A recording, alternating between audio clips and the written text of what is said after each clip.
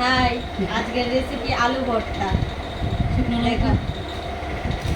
শুকনো লঙ্কা, পেঁয়াজ আর আলু দিয়ে আলু ভর্তা ঝাল ঝাল করে। আর এতটুকু আলু দেখো, আমরা দুইজন বসেছি আলু ভর্তা করার জন্য।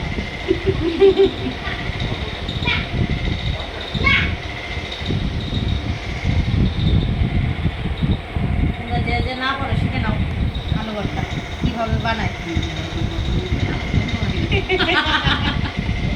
না, তোমরা তো সবাই পারো। আমরা কিভাবে বানাই তোমরা দেখো।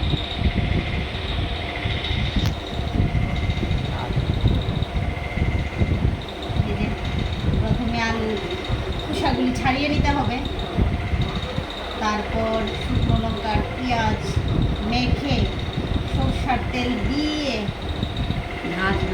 ভাজ বানিয়ে চটকে চটকে ও। তো এখন লঙ্কার সাথে লবণটা মেখে নেব। এই যে চটকে চটকে ভালো করে মেখে নিতে হবে। তারপর মেখে সাথে দিয়ে দেবো একটু তেল। এটা ভাজা তেল, হেভি টেস্ট হয় ভাজা তেলটা দিলে।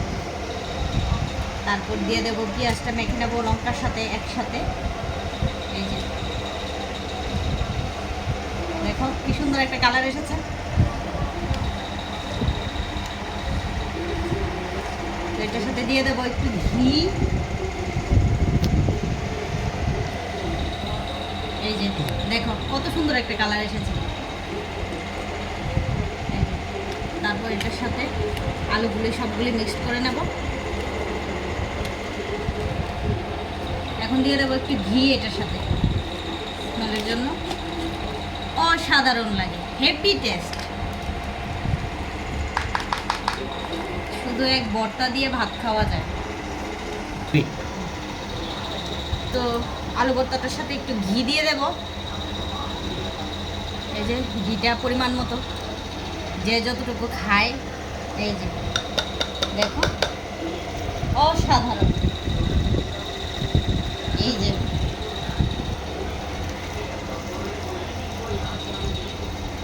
তো আমার আলু ভর্তা রেডি হয়ে গেছে।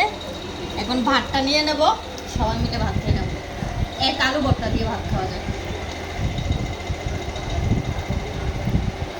এই যে আমার আলু ভর্তা রেডি।